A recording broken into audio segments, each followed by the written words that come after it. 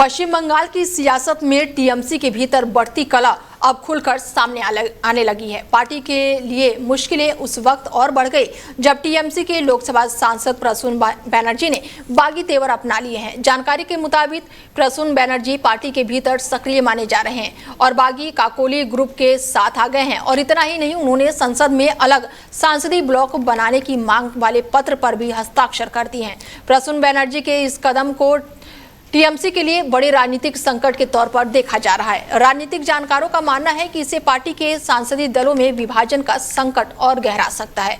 गौरतलब है कि हाल ही के दिनों में टीएमसी के कई नेताओं और सांसदों की नाराजगी खुलकर सामने आ गई है। पार्टी के भीतर चल रही खींचतान और असंतोष की खबरें लगातार सुर्खियों में हैं। ऐसे में प्रसून बनर्जी का बागी खेमे के साथ जाना इस बात का संकेत माना जा रहा है कि पार्टी के भीतर मतभेद अब खुलकर सामने आ रहे हैं। सियासी गलियारों में चर्चा है कि अब बागी गुट को और समर्थन मिलना है तो संसद में टीएमसी का एकजुट का असर पड़ सकता है।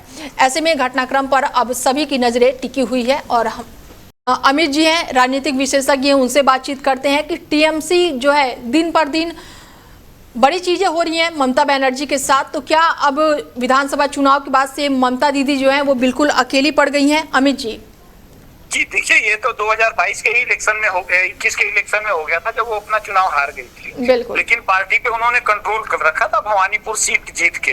अब उनके चुनाव हारने के साथ ही बंगाल की जो हिस्ट्री है उसके हिसाब से जो पार्टी हारती है, सत्ता से बाहर होती है, उसका वजूद खत्म ही हो जाता है। तो ठीक वही ममता बनर्जी के साथ हो रहा है। लेकिन मुझे लगता है कि अमित शाह जी बैठे हैं तो ऐसा नहीं होने देंगे, क्योंकि उनको एक अपोजिशन चाहिए, बिल्कुल चाहिए, ताकि जिससे वो बंगाल में आराम से शासन कर सके।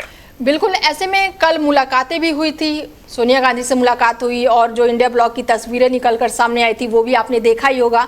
उन तस्वीरों को लेकर अगर मैं बात करूं तो अमित जी क्या लग रहा है कि विलय होने वाला है?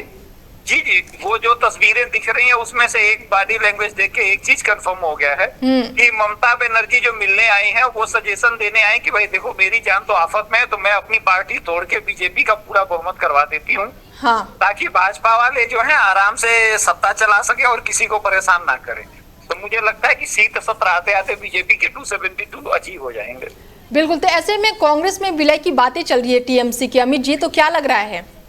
जी, 2022 के बाद जो सेटलमेंट है उसके हिसाब से सारी रीजनल पार्टियों को समाप्त होना है और कांग्रेस के झंडे के नीचे ही रहना है। तो वो उसी का प्रोसेस है और उसी के साथ अब सीपीएम जो है वो अपनी सारे ऑफिसेस क्लेम कर रहा है पश्चिम बंगाल में, जो उनके ऑफिस थे।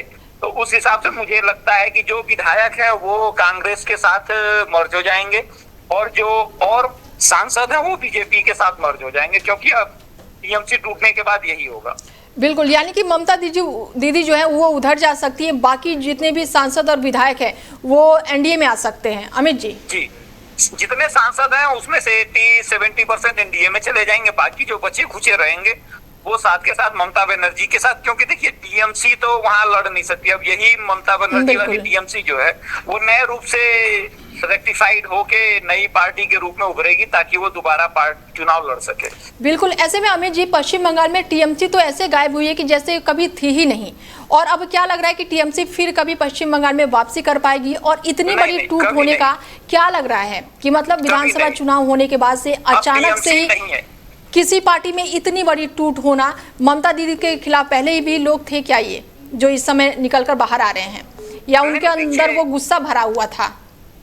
देखिए, जो भी रीजनल पार्टियां होती हैं वो सत्ता के भरोसे होती हैं। बिल्कुल। जैसे ही सत्ता खत्म होती है वैसे ही उनके अंदर डर भर जाता है कि अब हमारा क्या होगा, और वही पैनिक जो है वो टीएमसी के साथ हो रहा है। और टीएमसी वाले अब नए पार्टी के रूप में उभरेंगे ताकि वो बंगाल में अपना शेर बचा सके, क्योंकि आप पब्लिक का देखिए ना, जो पब्लिक पहचान रही कि ये टीएमसी का गुंडा अगर वो भाजपा का झंडा भी लगा रहा है तो पब्लिक उसको झंडे के साथ पीट रही है।